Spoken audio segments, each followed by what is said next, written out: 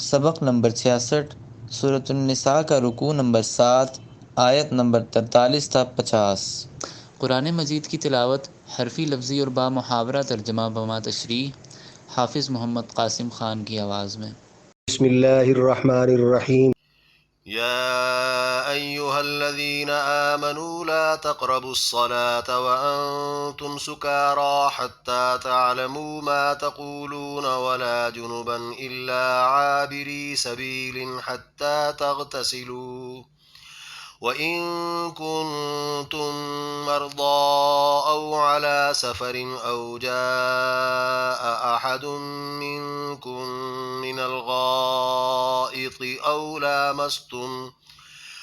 لامستم النساء فلم تجدوا ماء فتيمموا صعيدا طيبا فامسحوا بوجوهكم وأيديكم إن الله كان عفوا غفورا۔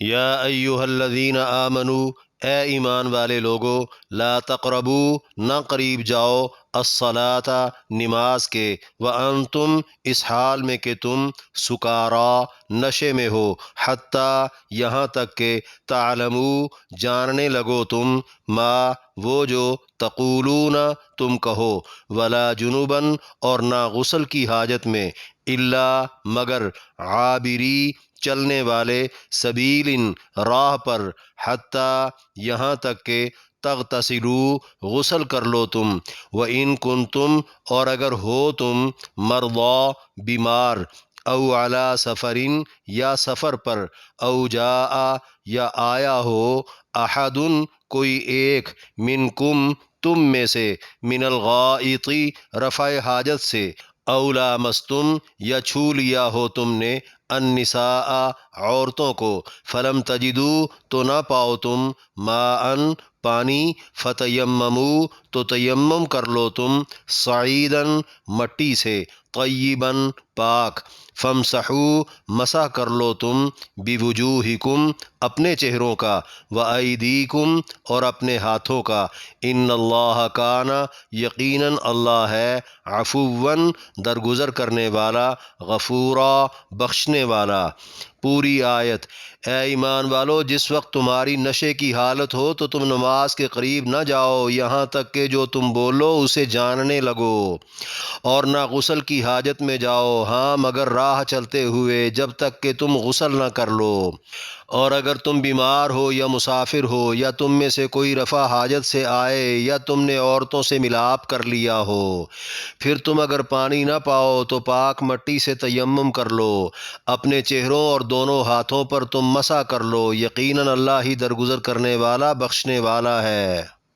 ألم تر إلى الذين أوتوا نصيبا من الكتاب يشترون الضلالة ويريدون أن تضلوا السبيل۔ الم ترا، کیا نہیں دیکھا آپ نے، الی الذین، ان لوگوں کی طرف جو، اوتو، دیے گئے، نصیباً، ایک حصہ، من الکتابی، کتاب سے، یشترون، خریدتے ہیں وہ، الضلالۃ، گمراہی کو، ویریدون، اور چاہتے ہیں وہ، ان تضلوا، کہ تمہیں بھٹکا دیں، السبیل، راستے سے۔ پوری آیت۔ کیا آپ نے ان کو نہیں دیکھا جنہیں کتاب کا ایک حصہ دیا گیا؟ خود تو وہ گمراہی خرید رہے ہیں اور چاہتے ہیں کہ تمہیں بھی راستے سے بھٹکا دیں۔ واللہ اعلم باعدائکم وکفی باللہ ولیا وکفی باللہ نصیرا۔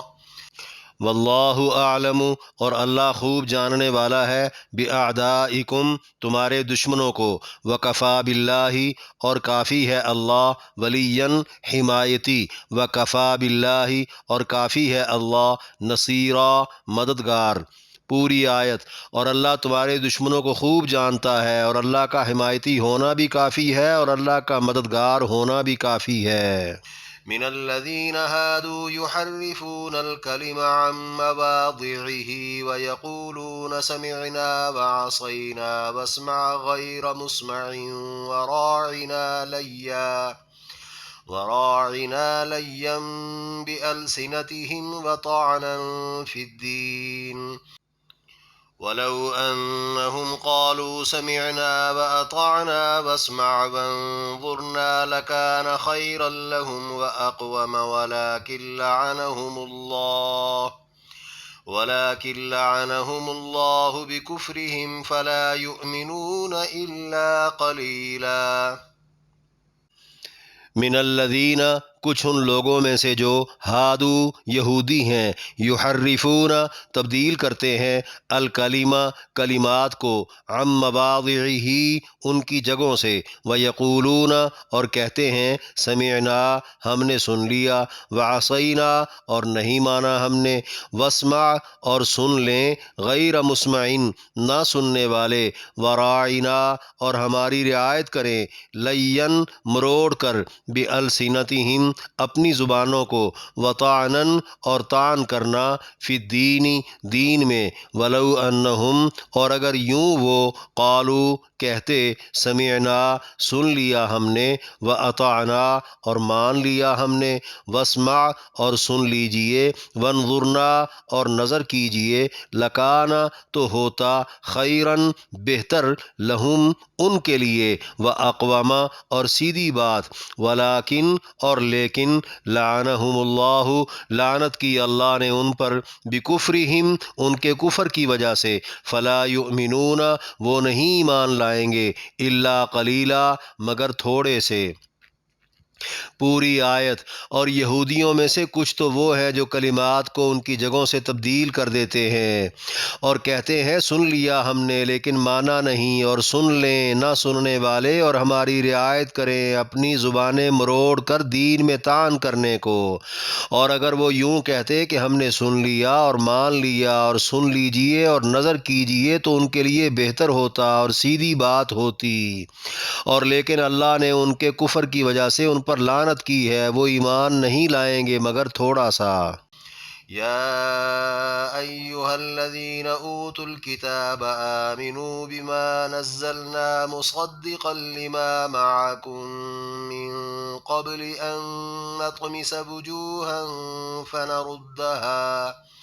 فنردها على أدبارها أو نلعنهم كما لعنا أصحاب السبت وكان أمر الله مفعولا. یا ایہا الذین، اے وہ لوگو جو، اوت الکتاب دیے گئے ہو کتاب، آمنو ایمان لے آؤ، بما اس پر جو، نزلنا نازل کی ہم نے، مصدقاً تصدیق کرنے والی ہے، لما اس کی جو، معکم تمہارے پاس ہے، من قبلی اس سے پہلے، ان نطمسا کہ مٹا دیں ہم، وجوہن چہرے، فنردہا پھیر دیں ہم ان کو، علی ادبارہا ان کی پچھاڑیوں پر، او نلعنہم یا لعنت ڈال دیں ہم ان پر، کما جیسا کہ، لعنا لعنت ڈالی ہم نے، اصحاب السبتی ہفتے کے دن والوں پر، وکان امر اللہ اور ہے اللہ کا حکم، مفعولا ہو کر رہنے والا. پوری آیت.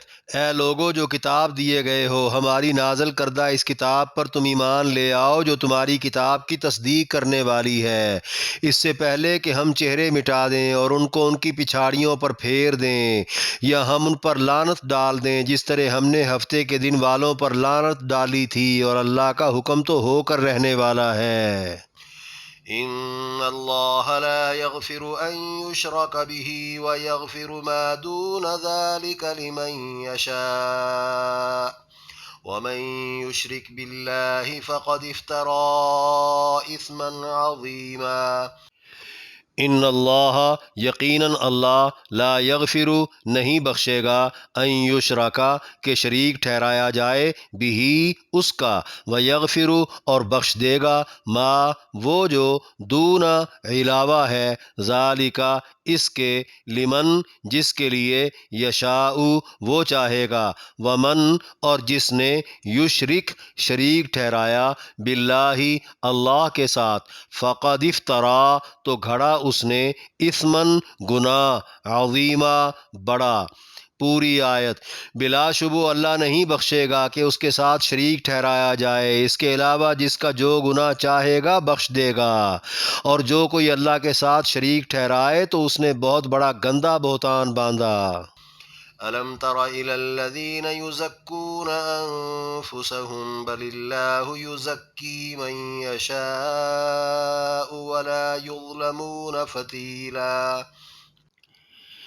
علم ترا، کیا آپ نے نہیں دیکھا، الی الذین، ان لوگوں کی طرف جو یزکون، پاک بتاتے ہیں، انفسہم، اپنی جانوں کو، بل اللہ، بلکہ اللہ، یزکی، پاک بناتا ہے، من یشاء، جسے چاہتا ہے، ولا یظلمون، اور وہ ظلم نہ کیے جائیں گے، فتیلا، دھاگے برابر۔ پوری آیت۔ آپ نے کیا نہیں دیکھا ان کو جو اپنے آپ کو پاک بتاتے ہیں، بلکہ اللہ ہی جسے چاہتا ہے پاک بناتا ہے، اور وہ دھاگے برابر بھی ظلم نہ کیے جائیں گے۔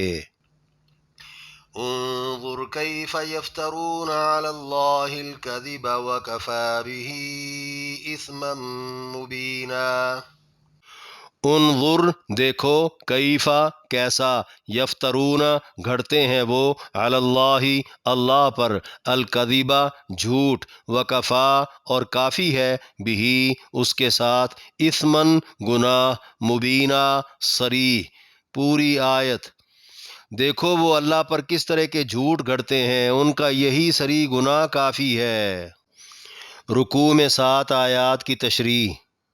آیت نمبر 43، یا ایہا الذین آمنوا سے ان اللہ کان عفوا غفورا تک فرمایا، اے ایمان والو، جس وقت تمہاری نشے کی حالت ہو تو تم نماز کے قریب نہ جاؤ یہاں تک کہ جو تم بولو اسے جاننے لگو، اور نہ غسل کی حاجت میں جاؤ، ہاں مگر راہ چلتے ہوئے، جب تک کہ تم غسل نہ کر لو۔ یعنی نشے کی حالت اور غسل کی حاجت میں نماز پڑھنی ممنوع ہے۔ نشے میں تو پتہ ہی نہیں چلتا پڑھا کیا جا رہا ہے، اس کا مطلب ہے عبادات میں پڑھائی سوچ سمجھ کر پڑھنی چاہیے۔ بحوالہ ترمذی و ابو داود، بروایت علی ابن ابی طالب اور بروایت عبد الرحمن ابن عوف رضی اللہ عنہما، نشہ کی حالت میں نماز پڑھاتے ہوئے سورۃ الکافرون میں غلطیاں ہو گئیں، جس پر یہ آیت کریمہ نازل ہوئی۔ اس کے بعد آگے پیچھے تو شراب پی جاتی مگر نماز کے اوقات میں نہیں۔ بعد ازاں سورۃ النساء میں شراب مکمل حرام کر دی گئی۔ بعض مفسرین نے نشہ سے نیند بھی مراد لی ہے۔ بحوالہ بخاری و مسلم بروایت بی بی عائشہ رضی اللہ عنہا، نبی علیہ السلام نے فرمایا، نماز میں کوئی اونگے تو اسے سو جانا چاہیے تاکہ نیند جاتی رہے، ایسا نہ ہو کہ وہ دعا کی بجائے بد دعا مانگتا رہے۔ غسل کی حاجت ہو تو بھی نماز پڑھنی ممنوع ہے مگر راہ چلتے ہوئے۔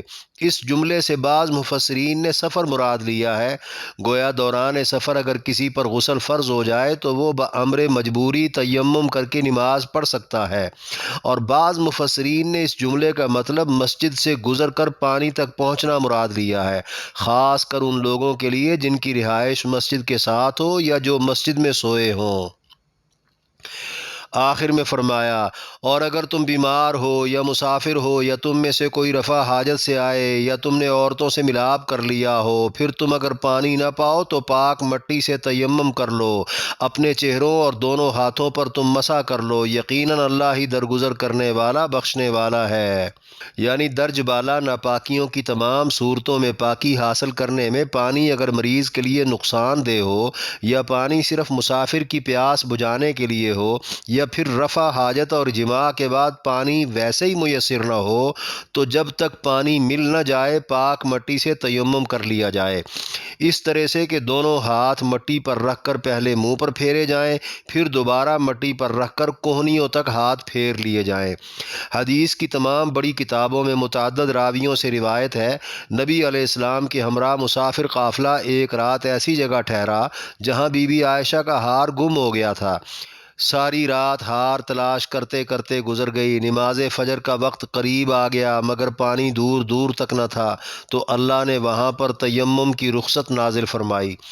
پاکی ناپاکی میں اس سے قبل جو غلطیاں ہو چکیں اللہ ان سے درگزر کرنے والا، اور جو صغیرہ گناہ ہوں گے اللہ ان کو غسل، وضو یا تیمم کے ذریعے بخشنے والا ہے۔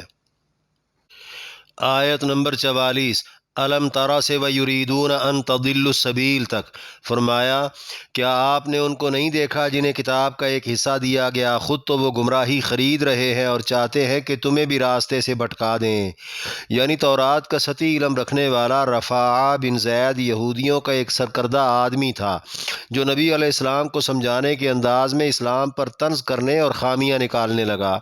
اللہ نے واضح کر دیا کہ ان کا اپنا کردار حق جاننے کے باوجود گمراہی خریدنا پھیلانا ہے۔ ان کا مقصد سادہ لو مسلمانوں کے ذہنوں میں شکوک و شبہات پیدا کر کے اپنی طرف مائل کرنے کے علاوہ کچھ نہیں۔ ایسے لوگوں کے ساتھ بات چیت سے پرہیز کر کے اعمال پر ثابت قدم رہنا ہی بہتر ہے۔ آیت نمبر 45 واللہ اعلم باعدائکم وکفی باللہ ولیا وکفی باللہ نصیرا، فرمایا اور اللہ تمہارے دشمنوں کو خوب جانتا ہے اور اللہ کا حمایتی ہونا بھی کافی ہے اور اللہ کا مددگار ہونا بھی کافی ہے۔ یعنی لوگوں کو قائل کر کے اپنے قریب لانے اور اپنی قوت بڑھانے کی جستجو ٹھیک ہے، ہونی چاہیے، مگر مکار اور بدکردار دوست نما دشمن یہودیوں سے اللہ خوب واقف ہے۔ ان کے مقابلے میں مسلمانوں کو اللہ کی جانب سے کفایت کرنے والی حمایت و مدد پر ہی بھروسہ کرنا ہوگا۔ آیت نمبر 46 من الذین ہادوا سے فلا یؤمنون الا قلیلا تک، فرمایا اور یہودیوں میں سے کچھ تو وہ ہیں جو کلمات کو ان کی جگہوں سے تبدیل کر دیتے ہیں۔ یعنی یہودی عالموں نے تورات میں حرفی، لفظی اور معنوی بلکہ عبارتوں میں جگہ جگہ تبدیلیاں کر کے کتاب کو کتاب رہنے ہی نہیں دیا۔ عبداللہ بن عباس رضی اللہ عنہ فرماتے ہیں تورات میں مذکور نبی علیہ السلام کا مبارک حلیہ تک یہودی عالموں نے تبدیل کر کے اپنی قوم کو دکھانا شروع کر دیا کہ دیکھو دیکھو ہمارے پاس تورات میں تو آخری نبی کا یہ حلیہ لکھا ہوا ہے، جبکہ محمد کا حلیہ اس سے مختلف ہے۔ وہ یہ سب کچھ مال کمانے اور اپنی اجارہ داری قائم رکھنے اور دین حق کا راستہ روکنے کے لیے مسلسل کرتے رہے، جو کہ کھلی بددیانتی ہے۔ وہ اتنے مکار نکلے کہ ان کی سیدھی بات بھی الٹی ہوتی تھی، جس کا مفہوم بظاہر کچھ اور باطن میں کچھ ہوتا تھا۔ آگے فرمایا اور کہتے ہیں سن لیا ہم نے لیکن مانا نہیں، اور سن لیں نہ سننے والے، اور ہماری رعایت کریں اپنی زبانیں مروڑ کر دین میں طعن کرنے کو۔ یعنی مکار یہودی سب کے ساتھ جب نبی علیہ السلام کی مجلس میں بیٹھے ہوتے تو خود کو بہت فرما بردار اور شریف النفس ثابت کرتے، مگر ان کی رگ رگ میں شرارت اور مخالفت کود رہی ہوتی۔ وہ ایسے چار جملے بار بار بولتے جن کا بظاہر مفہوم بڑا تسلی بخش ہوتا، لیکن ان کی مراد بہت غلط ہوتی، اور باہر نکل کر آپس میں ہنستے کھلکھلاتے اور کہتے کہ اگر یہ سچا نبی ہوتا تو ہمارے اندرونی احوال سے باخبر ہو جاتا۔ اس پر اللہ نے یہ آیت کریمہ نازل کر کے یہودیوں کا بھید چاک کر دیا۔ پہلا جملہ نبی علیہ السلام کی ہر بات پر وہ آواز بلند کہتے سمعنا، ہم نے سن لیا، اور آہستہ آواز میں کہہ دیتے عصینا، مگر ہم نے مانا نہیں۔ دوسرا جملہ جب کوئی سوال پوچھنا ہوتا تو کہتے واسمع غیر مسمعین، سن لیں نہ سننے والے۔ یہ عربی زبان کا ایک محاورہ ہے جس کا مفہوم ہے آپ ہمیشہ اچھا ہی سنیں، کبھی برا نہ سنیں، مگر یہودی مراد لیتے آج آپ سن لیں اس کے بعد آپ بہرے ہو جائیں، توبہ نعوذ باللہ۔ تیسرا جملہ جب کوئی بات دوبارہ سننا ہوتی تو کہتے راعینا، جس کا مفہوم ہے ہماری رعایت کریں۔ راعینا کی عین کو تھوڑا کھینچ کر راعینا کہتے اور مراد لیتے ہمارے چرواہے، توبہ نعوذ باللہ، جو کہ توہین آمیز لفظ تھا۔ چوتھا جملہ دین میں طنز کرتے ہوئے زبان مروڑ کر کچھ اس طرح کے لفظ بولتے کہ سننے والے کو بالکل پتہ ہی نہ چلتا، مگر وہ اپنا کام کر جاتے۔ ساری تفصیل بتانے کا مقصد ہے ایسے لوگوں سے اپنائیت کی بھلا کیا توقع کی جا سکتی ہے۔ پچھلی آیت میں بتایا تھا اللہ ایسے دشمنوں کو خوب جانتا ہے جن کی دشمنی مسلمانوں پر کبھی ظاہر ہو ہی نہیں سکتی، مگر اللہ نے ظاہر کر دی۔ آخر میں فرمایا اور اگر وہ یوں کہتے کہ ہم نے سن لیا اور مان لیا اور سن لیجئے اور نظر کیجئے تو ان کے لیے بہتر ہوتا اور سیدھی بات ہوتی، اور لیکن اللہ نے ان کے کفر کی وجہ سے ان پر لعنت کی ہے، وہ ایمان نہیں لائیں گے مگر تھوڑا سا۔ یعنی وہ یہودی اگر دیانتدار ہوتے، مکار نہ ہوتے تو صاف اور سیدھے جملے بولتے جن میں عزت و احترام اور ادب کا مفہوم نمایاں ہوتا، مخفی کفر اور دشمنی کا پہلو ہرگز نہ ہوتا تو انہی کے حق میں بہتر ہوتا کہ وہ خدا کی لعنت سے تو کم از کم بچ جاتے۔ اب وہ لعنتی ہیں، اکا دکا اگر ایمان لے بھی آئیں تو ان کی اجتماعی حیثیت نہیں بدل سکتی، یا زیادہ سارے کفر کے ساتھ تھوڑا سا ایمان مراد ہے جو کہ نجات کے لیے کافی نہیں۔ آیت نمبر 47، یا ایہا الذین اوتوا الکتاب سے وکان امر اللہ مفعولا تک فرمایا، اے لوگو جو کتاب دیے گئے ہو، ہماری نازل کردہ اس کتاب پر تم ایمان لے آؤ جو تمہاری کتاب کی تصدیق کرنے والی ہے، اس سے پہلے کہ ہم چہرے مٹا دیں اور ان کو ان کی پچھاڑیوں پر پھیر دیں یا ہم ان پر لعنت ڈال دیں، جس طرح ہم نے ہفتے کے دن والوں پر لعنت ڈالی تھی، اور اللہ کا حکم تو ہو کر رہنے والا ہے۔ یعنی یہودیوں کی خباثت اور شرارت کا رد کرتے ہوئے اللہ نے قرآن پر ایمان لانے کی انہیں دعوت اس انداز میں دی کہ تم صاحب کتاب بھی بنتے ہو اور کتاب مصدق یعنی قرآن کا انکار بھی کرتے ہو، کچھ تو شرم کرو۔ اب بھی اگر تم میں رتی بر حیا باقی ہے تو شکلیں مسخ ہونے سے پہلے پہلے مان جاؤ۔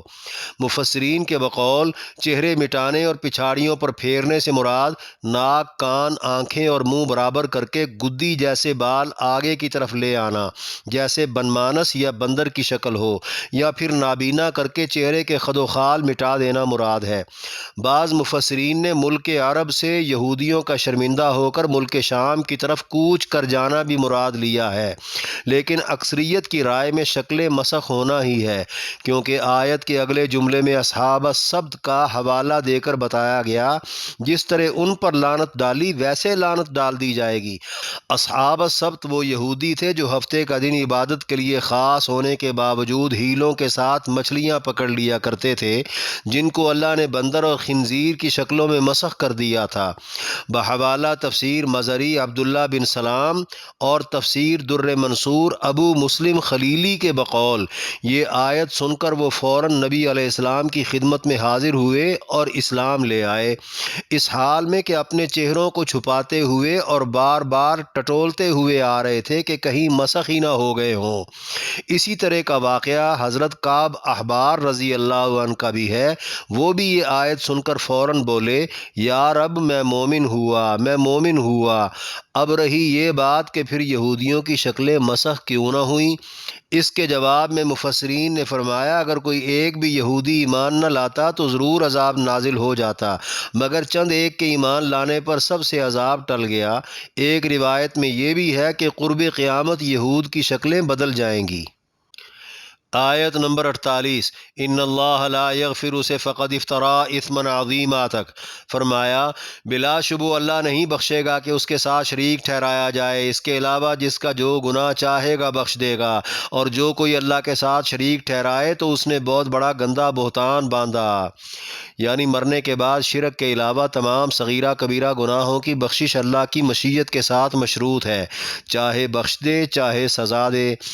آیت سے پتہ چل رہا ہے مسلمان بھی شرک کرتا بغیر توبہ کے مر گیا تو اس کے باقی گناہ اللہ چاہے گا تو معاف کر دے گا، مگر شرک معاف نہ ہوگا، جبکہ خالص مشرک اور کافر کا تو ایک بھی گناہ قابل معافی نہیں۔ مسلمانوں کے لیے شرک کا ارتکاب کافی حد تک خطرناک ہو سکتا ہے۔ سورہ یوسف آیت نمبر 106 کا ترجمہ ہے، اور ان کے اکثر لوگ اللہ پر ایمان نہیں لاتے مگر وہ شرک بھی کرتے ہیں۔ اس آیت کی تفسیر میں کم و بیش تمام مفسرین نے نادان اور کم پڑھے مسلمانوں کے متعلق سخت تشویش کا اظہار کیا ہے کہ وہ متعدد اقسام کے شرک میں مبتلا رہتے ہیں اور سمجھتے ہیں شرک صرف بتوں کو، سورج چاند کو، ستاروں یا آگ، پانی، درختوں، پتھروں کو پوجنے کا نام ہے، اور اللہ کے پیاروں کو اللہ کی خاص صفات دیتے ہوئے انہیں اللہ کا شریک کار مان بیٹھتے ہیں اور کہہ دیتے ہیں اللہ نے ان کو اختیارات دے رکھے ہیں۔ نبی علیہ السلام نے تو یہاں تک فرما دیا جس نے غیر اللہ کے نام کی قسم اٹھائی اس نے بھی شرک کیا۔ باہر کیف بڑی احتیاط کی اور اس معاملے میں خوب علم حاصل کرنے کی سخت ضرورت ہے، کیونکہ اللہ نے اس آیت میں شرک کو بہت بڑا گندا بہتان اور ناقابل معافی جرم قرار دیا ہے۔ باقی گناہوں کی مغفرت پر ایک روایت ابو ایوب انصاری رضی اللہ عنہ سے طبرانی نے نقل کی ہے کہ ایک شخص نبی علیہ السلام سے آ کر کہنے لگا میرا بھتیجا گناہ نہیں چھوڑتا۔ آپ نے پوچھا اس کا دین کیا ہے؟ جواب میں اس نے کہا نماز پڑھتا، اللہ کو ایک مانتا ہے۔ آپ نے فرمایا جاؤ جا کر اسے کہو وہ اپنا دین تمہیں دے دے، اگر نہ دے تو اس سے بھاری معاوضے کے بدلے دین خرید لینے کی بات کرنا۔ وہ شخص واپس آیا اور بولا وہ تو اپنے دین پر بہت پکا ہے۔ اس پر یہ آیت کریمہ نازل ہو گئی جس سے امید لگ گئی کہ شرک کے علاوہ باقی تمام گناہ معاف ہو سکتے ہیں۔ ابو ذر غفاری رضی اللہ عنہ ایک بار نبی علیہ السلام سے کہنے لگے کیا چوری اور زنا بھی معاف ہو جائے گا؟ آپ نے فرمایا ہاں۔ تیسری اور چوتھی بار یہی بات پوچھنے پر آپ نے فرمایا ابو ذر تو اپنی ناک زمین پر رگڑ لے پھر بھی اللہ چوری اور زنا معاف کر دے گا۔ آیت نمبر 49 الم تر الی الذین سے ولا یظلمون فتیلا تک فرمایا آپ نے کیا نہیں دیکھا ان کو جو اپنے آپ کو پاک بتاتے ہیں، بلکہ اللہ ہی جسے چاہتا ہے پاک بناتا ہے اور وہ دھاگے برابر بھی ظلم نہ کیے جائیں گے۔ یعنی یہود کو ذرا دیکھو اپنے منہ سے پاکیزگی کے کیسے کیسے دعوے کر رہے ہیں۔ مفسرین کے مطابق جب شرک والی آیت نازل ہوئی تو یہودی لوگ نبیوں ولیوں کو اللہ کا شریک ٹھہرانے کے باوجود اپنی طرف شرک کی نفی کرتے ہوئے خود کو نبی زادے، اللہ کے محبوب، اللہ کے بیٹے اور جدی پشتی پارسا قرار دینے لگے۔ روایات میں یہ بھی ہے کہ خود کو وہ چھوٹے معصوم بچوں کی طرح سمجھتے یا اپنے بچوں کی عبادت کو اپنی پاکیزگی کا سبب کہتے۔ جواب میں اللہ نے ان کے دعوے رد کر کے فرمایا پاکیزگی تو اللہ کی توفیق سے حاصل ہوتی ہے، ان کے جھوٹے دعووں کی بھلا کیا حیثیت۔ بتایا جا رہا ہے جو اللہ کے حقیقی پاک اور معصوم انبیاء ہیں انہوں نے بھی کبھی ان کی طرح کی شیخیاں نہیں ماریں۔ ایسی شیخیوں، جھوٹے دعووں اور مشرکانہ عقیدوں کی انہیں آخرت میں سزا بالکل جائز ملے گی، ناجائز نہ ہوگی۔ یا یہ مطلب ہے جو واقع میں پاک لوگ ہیں ان پر ظلم نہیں کیا جائے گا۔ آیت نمبر 50 انظر کیف یفترون علی اللہ الکذب وکفی بہ اثما مبینا فرمایا دیکھو وہ اللہ پر کس طرح کے جھوٹ گھڑتے ہیں، ان کا یہی صریح گناہ کافی ہے۔ یعنی اللہ کے ہاں پکڑ کے لیے یہی گناہ کافی ہے کہ بندہ اپنے منہ اپنے آپ کو نیک پارسا قرار دے کر اس دعوے کی نسبت اللہ کی طرف کر دے جس کی سند بھی کوئی نہ ہو۔ آیت بتا رہی ہے قطعی دلیل اگر نہ ہو تو خود کو یا کسی اور کو پاک باز سمجھنا ہی غلط ہے۔ ہاں نیکیوں کے سبب اچھا گمان رکھا جا سکتا ہے۔